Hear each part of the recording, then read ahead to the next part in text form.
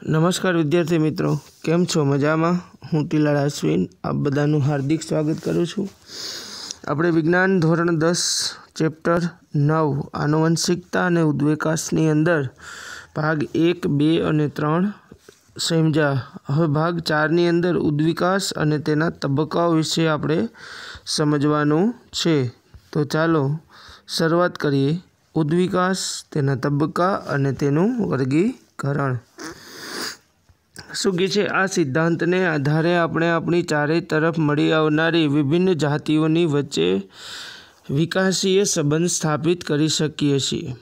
આ એક પ્રકારની સમય ઘડિયાળથી પાછળ જવાનું છે। આપણે એવી વિવિધ જાતિઓના લક્ષણોના ઉદ્વિકાસના ક્રમનું નિર્ધારણ કરી શકીએ। એટલે કે જો હું સમયમાં પાછળ જઈશ તો મને ખ્યાલ આવશે કે કઈ જાતિમાંથી કઈ જાતિનું અસ્તિત્વ થયું છે। આ ક્રિયાને સમજવા માટે આપણે ધોરણ 9માં અભ્યાસ કરેલ સજીવોના વર્ગીકરણને યાદ કરીએ। વિવિધ સજીવોની વચ્ચે રહેલી સમાનતાઓ આપણને તે સજીવને એક સમૂહમાં મૂકવામાં આવે છે અને પછી તેમના અભ્યાસનો અવસર આપે છે। તેના માટે કયા લક્ષણો સજીવોની વચ્ચે આધારભૂત વિભિન્નતાઓનો નિર્ણય કરે છે અને તેના માટે કયા લક્ષણો વચ્ચે મહત્વપૂર્ણ ઓછા ભેદનો નિર્ણય લેશે। લક્ષણો વિશે આપણો અભિપ્રાય શું છે? બાહ્ય કદ અથવા તો વ્યવહાર વિવરણાત્મક લક્ષણ કહેવાય છે। બીજા શબ્દોમાં કહીએ તો વિશેષ રીતે અથવા તો વિશેષ કાર્યનું લક્ષણ કહેવાય છે। એટલે કે કોઈપણ જાતિનું કે કોઈપણ સજીવનું વર્ગીકરણ કરવું હોય તો સૌથી પહેલાં એના લક્ષણો એટલે કે એના ગુણધર્મની પસંદગી કરવી પડે। આપણે કયા ગુણધર્મને આધારે વર્ગીકરણ કરવું છે તે એક અગત્યનો ભાગ છે। ઉદાહરણ આપ્યું છે કે આપણને 4 પગ હોય છે, આ એક લક્ષણ છે। વનસ્પતિમાં પ્રકાશ સંશ્લેષણ થાય છે, આ પણ એક લક્ષણ છે। એટલે તમે કયા લક્ષણને આધારે વર્ગીકરણ કરો છો એ ખૂબ જ અગત્યનું છે। કેટલીક આધારભૂત લાક્ષણિકતા મોટાભાગના સજીવમાં સમાન હોય છે। કોષ બધા જ સજીવનો આધારભૂત એકમ છે, એટલે કે દરેક સજીવ છે એ કોષનો બનેલો હોય છે।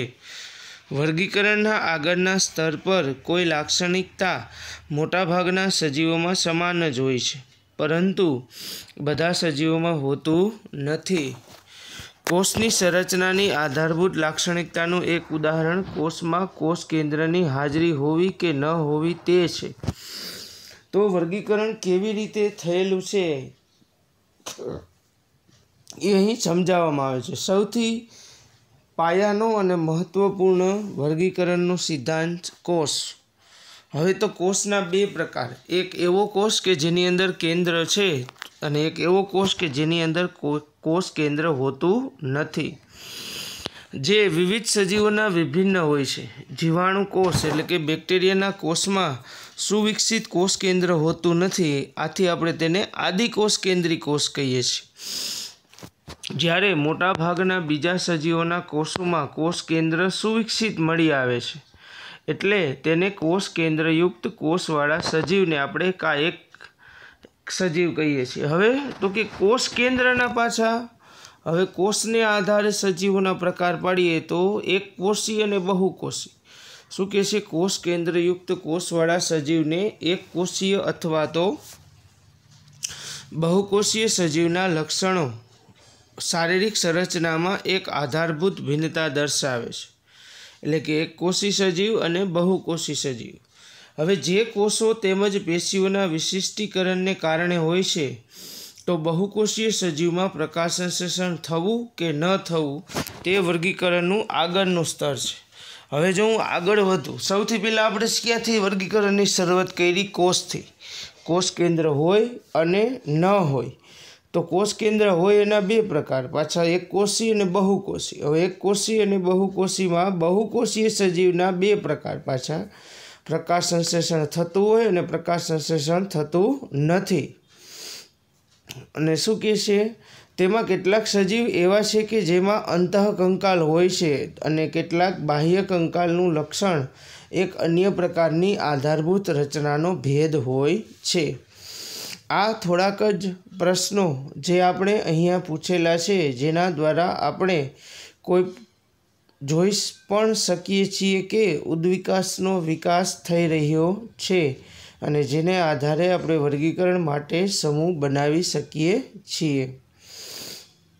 બે જાતિઓ એટલી વધારે લક્ષણોમાં સમાનતા ધરાવે તેમના સંબંધ પણ એટલો જ નજીકનો હોય છે. જેટલી વધારે સમાનતાઓ તેઓમાં હશે તેનો ઉદ્ભવ પણ નજીકમાં અને ભૂતકાળમાં સમાન પૂર્વજોમાંથી થયેલો હશે.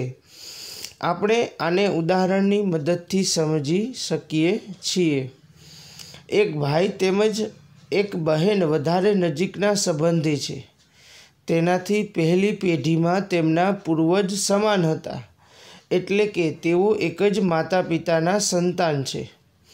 છોકરીના કાકાના કે મામાના ભાઈ બહેન પણ તેનાથી સંબંધિત હોય છે, પરંતુ તેના પોતાના ભાઈથી ઓછો નજીકનો સંબંધ છે. તેનું મુખ્ય કારણ એ છે કે તેઓનો પૂર્વજ સમાન છે, એટલે કે દાદા દાદી તેમજ તેમની બે પેઢી પહેલાંના છે, નહીં કે એક પેઢી પહેલાંના. હવે તમે આ વાતને સારી રીતે સમજી શકો છો કે જાતિઓ કે સજીવોનું વર્ગીકરણ તેના વિકાસના સંબંધોનું પ્રતિબિંબ છે. આમ આપણે જાતિઓના એવા સમૂહનું નિર્માણ કરી શકીએ છીએ કે જેના પૂર્વજ નજીકના ભૂતકાળમાં સમાન હતા. તેના પછી આ સમૂહનો એક મોટો સમૂહ બનાવે છે કે જેના પૂર્વજ અપેક્ષિત રીતે વધારે દૂર હતા. એટલે કે વર્ગીકરણમાં સૌથી પહેલાં જે નજીકના પૂર્વજો છે એનું વર્ગીકરણ અલગ, પછી જે દૂરના પૂર્વજ છે એનું વર્ગીકરણ કરવામાં આવે છે. સૈદ્ધાંતિક રીતથી આ પ્રકારની ભૂતકાળની કડીઓનું નિર્માણ કરતાં આપણે વિકાસની પ્રારંભિક સ્થિતિ સુધી પહોંચી શકીએ છીએ, જ્યાં એકમાત્ર જાતિ હતી. જો આ સત્ય હોય તો જીવની ઉત્પત્તિ ચોક્કસ અજૈવિક પદાર્થમાંથી જ થઈ હશે. તો મિત્રો આપણે ભાગ 3માં જોયું કે સામાન્ય અકાર્બનિક પદાર્થો વચ્ચે રાસાયણિક પ્રક્રિયાથી જીવની ઉત્પત્તિ થઈ છે તેવું માનવામાં આવે છે. આ કેવી રીતે સંભવિત થયું હશે તેના વિશે અનેક સિદ્ધાંતો છે અને તે રસપ્રદ બાબત હશે જો આપણે આપણા સિદ્ધાંતોનું નિર્માણ કરી શકીએ. હવે તો આપણે આ ઉદ્વિકાસ કેવી રીતે થયો તેને સમજવાનું છે. તો ઉદ્વિકાસીય સંબંધોને શોધવા. જ્યારે આપણે ઉદ્વિકાસીય સંબંધોને જાણવાનો પ્રયત્ન કરીએ છીએ ત્યારે આપણે સમાન લાક્ષણિકતા કે લક્ષણોની ઓળખ કેવી રીતે કરીએ છીએ? તો કે વિવિધ સજીવોમાં આ લક્ષણ સમાન હશે કારણ કે તે સમાન પિતૃઓથી આનુવંશિકતા પામેલા છે. ઉદાહરણ તરીકે આ વાસ્તવિકતાને જ લઈને કે પક્ષીઓ સરીસૃપ તેમજ ઉભયજીવોની જેમ જ સસ્તન પ્રાણીઓ પર 4 ઉપાંગો ધરાવે છે. તો અહીં આપણે જોઈ શકો છો કે અહીં તમને જુદા જુદા 4 રચના આપી છે. પહેલી છે એ ડેડકો છે, બીજું છે એ ગરોળી છે, ત્રીજું છે એ પક્ષી છે અને ચોથું છે માનવ છે. એની તમે રચના જુઓ તો રચના કેવી લાગે છે? સરખી. જો કોઈપણ વ્યક્તિ કે કોઈપણ જાતિની સજીવનો દેખાવ એટલે કે એની રચના જો સરખી હોય તો એવું માનવામાં આવે છે કે તેઓ સમાન જાતિમાં ઉદ્ભવેલા છે, એટલે કે તેઓના પૂર્વજ સમાન છે.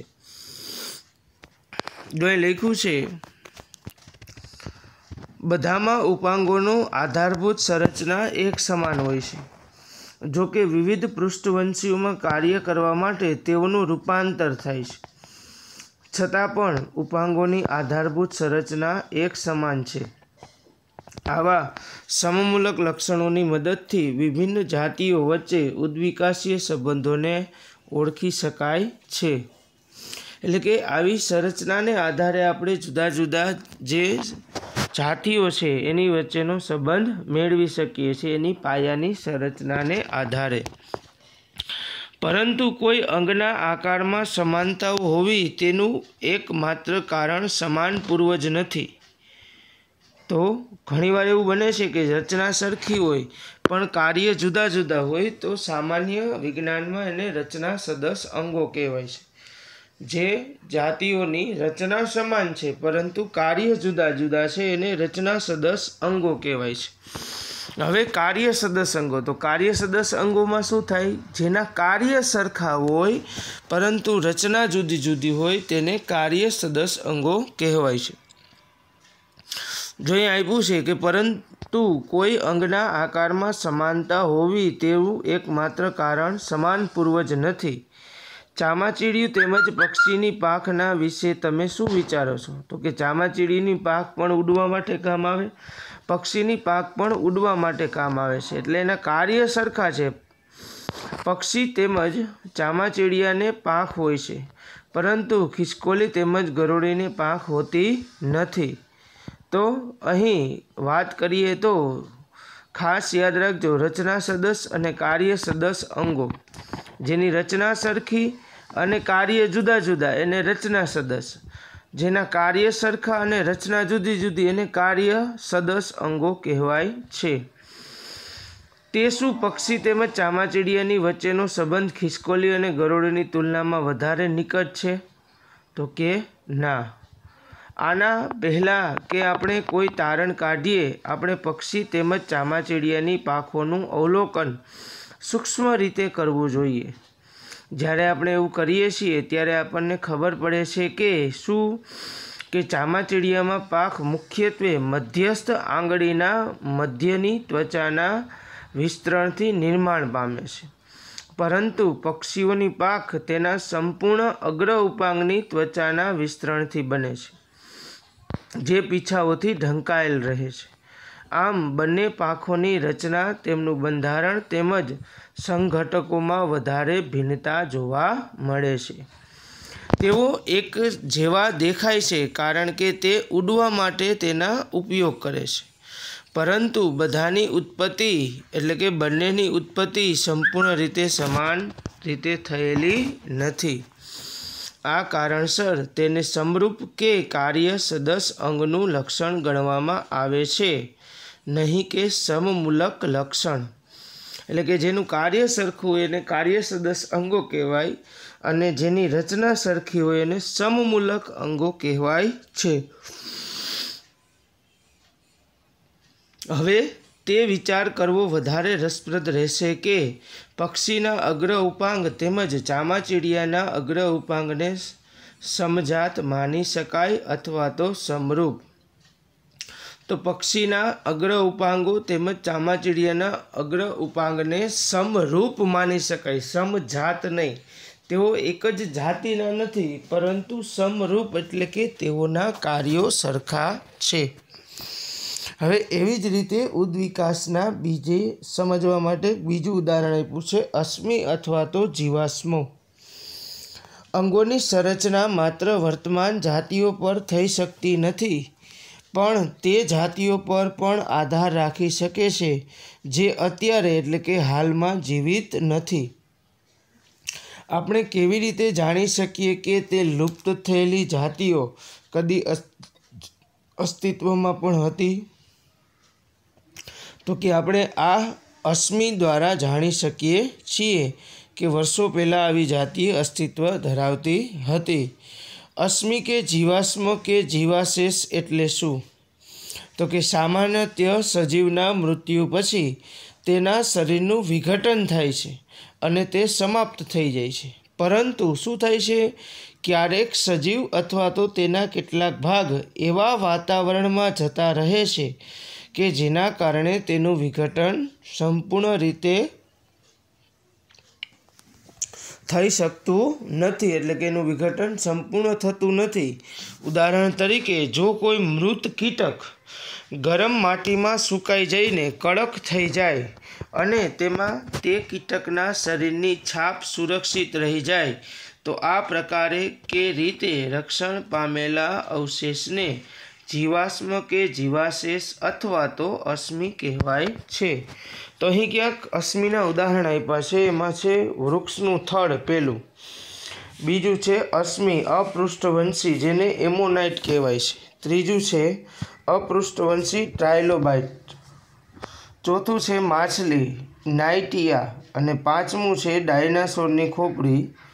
बराबर। तो आ बधा जीवाश्म आपने वर्षों पहला मृत्यु पाम्या छे, परंतु एना अवशेषो क्यांक ने क्यांक रही गया छे, एटले के सामान्य रीते कादवमां के वातावरणनी गैरहाजरीमां तेओनुं विघटन थतुं नथी, एटले एनी छाप आपने जोवा मळे छे। हवे आगळ આપણે તે કેવી રીતે જાણી શકીએ કે જીવાશ્મ કેટલા જૂના કે પ્રાચીન છે? તો આપણને કેમ ખબર પડે? અત્યારે તો જે જાતિ અસ્તિત્વ ધરાવતી નથી એ જાતિમાં પહેલાં કઈ જાતિ હતી, બરાબર? તો આ વાતનું અનુમાન કરવા માટે બે ઘટકો છે। એક છે સાપેક્ષ। જો આપણે કોઈ સ્થળ કે ખોદકામ કરીએ અને એક ઊંડાઈ સુધી ખોદકામ કર્યા પછી આપણને જીવાશ્મ મળવાની શરૂઆત થાય છે, ત્યારે એવી પરિસ્થિતિમાં તે વિચારવું તર્કસંગત છે કે પૃથ્વીની સપાટીની નિકટ કે નજીક આવેલા જીવાશ્મ ઊંડા સ્તરમાં મળી આવેલા જીવાશ્મોની તુલનામાં વધારે નવા છે। એટલે કે અહીં જો આપણને આપેલું છે, જો તમે જોઈ શકો છો, પહેલાંમાં સામાન્ય રીતે નાના નાના સૂક્ષ્મ જીવો છે જે પૃથ્વીમાં નીચે તળિયે દટાયા, પછી ડાયનાસોર છે તો ડાયનાસોર મૃત્યુ પામે તો એની ઉપર દટાય, એના પછી એક જમીનનું સ્તર લગાવ્યું, એના પછી ઘોડા અસ્તિત્વ આવ્યા તો ઘોડા પછી દટાય। એટલે કે આમ હવે જો પૃથ્વીનું ખોદકામ કરું તો સૌથી પહેલાં ઘોડા મળે, તો એનો અર્થ એમ કે ઘોડા અત્યારના યુગના નવા અશ્મિ છે, જ્યારે ડાયનાસોર અને બીજા કીટકો છે એ વર્ષો જૂના એટલે કે ઘોડા પહેલાંના અશ્મિ ગણી શકાય। આ પહેલી રીત।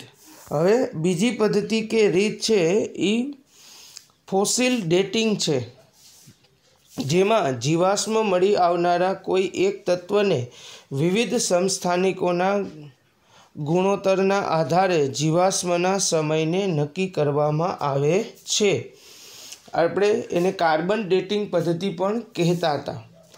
ફોસલ ડેટિંગ અથવા કાર્બન ડેટિંગ પદ્ધતિને આધારે કયું જીવાશ્મ કેટલું જૂનું છે તે જાણી શકાય છે, અને તે જાણવું પણ રસપ્રદ હોય છે કે આ રીત કેવી રીતે કાર્ય કરે છે। હવે એમાં પહેલી રીત આપણને ઉદાહરણ દ્વારા સમજાવી છે, જીવાશ્મના એક પછી એક સ્તર કેવી રીતે બને છે। આવો 10 કરોડ એટલે કે 100 મિલિયન વર્ષ પહેલાંની પ્રારંભ કરીએ છીએ। સમુદ્રના તલ પ્રદેશ પર કેટલાક અપૃષ્ઠવંશી સજીવનું મૃત્યુ થઈ જાય છે।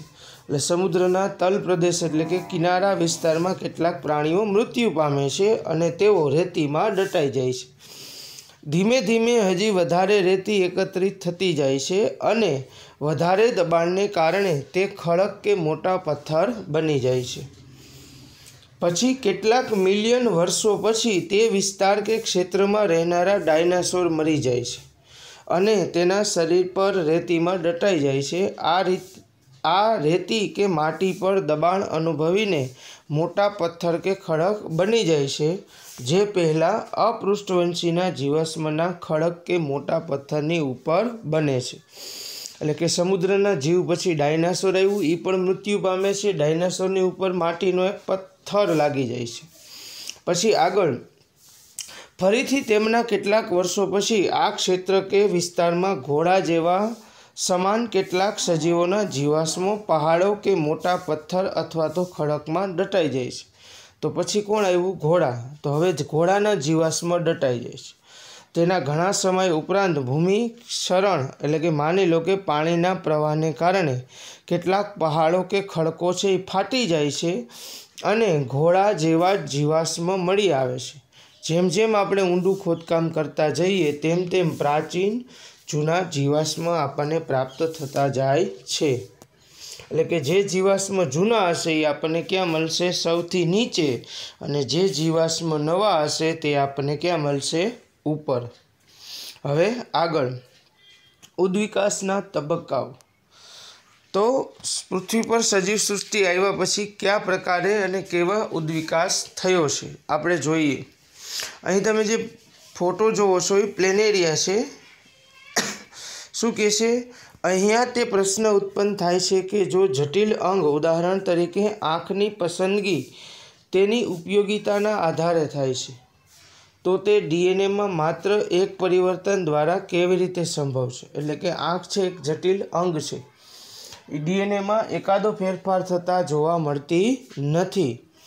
निश्चित रीते आवा जटिल अंगोना विकास क्रमिक रीते अनेक पेढ़ीओं में थयो हशे।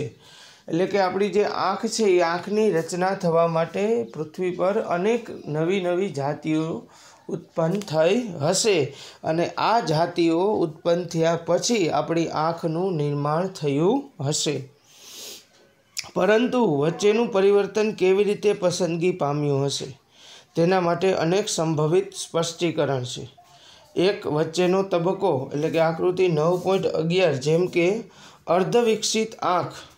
अहीं तमे जोवो छो प्लेनेरिया जे चपटा कृमि छे एनी अंदर सौथी पहेला अर्धविकसित एटले के आँखनी जग्याए एक नानुं टपकું जोवा मळतुं हतुं जे मात्र प्रकाशने ओळखती हती।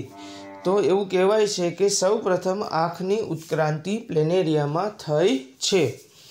एटले आपणे शुं कहे छे वच्चेनो तबको के एक प्राणी एवुं छे के जेने आँख नथी, अमीबा छे, बीजा केटलाक जळचर प्राणीओ छे एने आँख नथी अने आपणामां सुविकसित आँख छे। तो आँख नथी अने आँख छे तो वच्चे एवा कोईक सजीव तो हशे ने के जेमां आँख तो होय पण पूरेपूरी विकसित होय नहीं। तो एवो वच्चेनो तबको प्लेनेरियामां जोवा मळे छे। शुं कहे छे जेम के अर्धविकसित आँख केटलीक मर्यादा सुधी उपयोगमां आवी शके छे। आ उपयोगितानो लाभ पर्याप्त होई शके छे। वास्तवमां પાંખની જેમ आँख पण एक व्यापक अनुकूलन पामतुं अंग छे। आ कीटकोमां जोवा मळे छे तेवी ज रीते ऑक्टोपस अने पृष्ठवंशीओमां पण आँख जोवा मळे छे अने आँखनी संरचना आ बधा ज सजीवोमां भिन्न होय छे। एटले दरेक सजीवोमां जुदा जुदा प्रकारनी आँख जोवा मळे छे। तेनुं मुख्य कारण ए छे के भिन्न भिन्न उद्विकासीय उत्पत्ति तेनी साथे एक परिवर्तन जे एक लक्षण माटे उपयोगी छे। कालक्रमे ते कोई अन्य कार्य माटे पण उपयोगी पुरवार थई शके छे। तो आ रीते जुदा जुदा प्राणीओमां आँखनी उत्क्रांति थई अने एक जटिल अंगनी रचना थई। उदाहरण माटे પાંખ जे संभवत ठंडी ऋतुमां उष्मा अवरोधक के तापमान अवरोधक माटे विकास पाम्या हता। तो हवे પાંખનો विकास केवी रीते थयो ए आवे छे। वर्षों पहला पृथ्वी पर वातावरण एकदम ठंडू हतुं। ई समये પાંખનો उपयोग छे शरीरने ठंडी सामे रक्षण मेळववा माटे थतो हतो अने शुं कहे छे कालक्रमे પાંખનો विकास थयो अने ते उडवा माटे पण उपयोगी बन्या। वास्तवमां केटलाक उडवा माटे समर्थ न हता त्यारबाद संभवत पक्षीओ પાંખને उडवा माटे वापरे छे। डायनासोर छे ए सरीसृप हता। आम आपणे आ अर्थघटन करी शकीए के पक्षी खूब ज नजीकथी सरीसृपो साथे संबंधित छे। एटले के वर्षों पहेला जे पक्षीओ छे ए પાંખનો उपयोग पोताना शरीरने ठंडीथी रक्षण मेळववा माटे करता। पाछळथी आ पक्षीओ पोतानी પાંખનો उपयोग उडवा माटे करवा लाग्या। एनो अर्थ एम के पक्षीओ छे ए वर्षों पहेला सरीसृपो हता।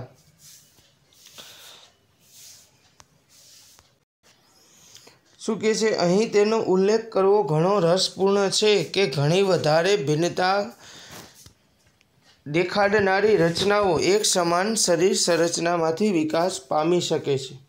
ते पण सत्य छे के जीवाश्म के अश्मिमां अंगोनी संरचनानुं विवेचन आपणे ते अनुमान करवामां मददरूप थई शके छे के उद्विकासीय संबंध केटलो पाछळ जई शके छे। शुं आ क्रियानुं कोई उदाहरण छे तो के हाँ, जंगली कोबीच तेनुं एक सारूं उदाहरण छे। शुं कहे छे 2000 वर्ष पूर्वथी मनुष्य जंगली कोबीने एक खाद्य वनस्पतिना स्वरूपमां उगाड़तो हतो। तो आ एवुं उदाहरण छे के जेमां रचना, देखाव, रंगरूप एकबीजाथी संपूर्ण अलग होय परंतु एनो पूर्वज कोई सामान्य होय एवुं उदाहरण छे जंगली कोबीनुं।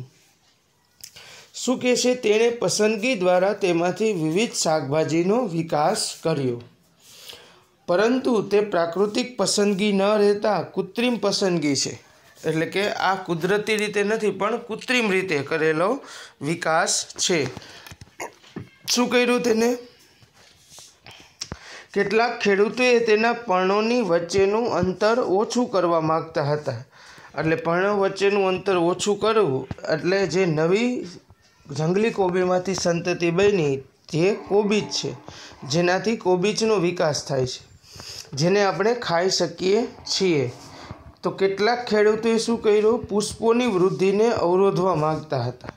એટલે પુષ્પોની વૃદ્ધિને તમે અવરોધો તો આમ બ્રોકોલીનો વિકાસ થયો अथवा तो व्यंध्य पुष्पोमांथी फ्लावरनो विकास थयो। तो क्या कोबीज, क्या फ्लावर ने क्या ब्रोकोली त्रणेयनो देखाव, रंगरूप अलग अलग छे परंतु तेओनो पूर्वज एक सामान्य छे। एटले खास याद राखजो, ओछा अंतरे आवेला पर्णनो विकास करी कोबीज बनाव्या, फूलोनो विकास अटकावी ब्रोकोली बनावी अने व्यंध्य पुष्पोनो विकास करी अने फ्लावर बनाव्युं। કેટલાક ફૂલેલા ભાગમાંથી પસંદગી કરી આમ ગાંઠમાંથી કલરબીનો વિકાસ થયો। એટલે કે પ્રકાંડને અમુક ભાગનો વિકાસ કરી કલરબીનો વિકાસ થયો અને કેટલાકે તો માત્ર પહોળા પર્ણોનો જ પસંદ કરી અને કેલે નામની શાકભાજીનો વિકાસ કર્યો। જો મનુષ્યએ સ્વયં આ પ્રયોગ ના કર્યો હોત તો શું આપણે ક્યારેય એવો વિચાર કરી શક્યા હોત કે ઉપરોક્ત બધી જ જાતિઓ સમાન પિતૃમાંથી વિકાસ પામેલી છે?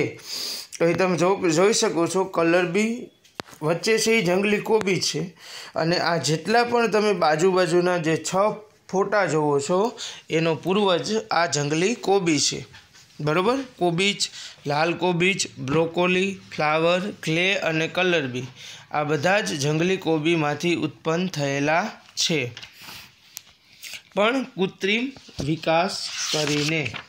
આગળ ઉદ્વિકાસીય સંબંધ શોધવાની એક અન્ય રીત નૈસર્ગિક પરિકલ્પના પર આધારિત છે, જેનાથી આપણે શરૂઆત કરી હતી। તે વિચાર હતો કે પ્રજનન દરમિયાન ડીએનએમાં થનારા પરિવર્તન વિકાસની આધારભૂત ઘટના છે। એટલે કે શરૂઆતમાં આપણે એવું માનતા હતા કે જો ડીએનએમાં ફેરફાર થાય તો સજીવની સંરચનામાં પરિવર્તન થાય છે।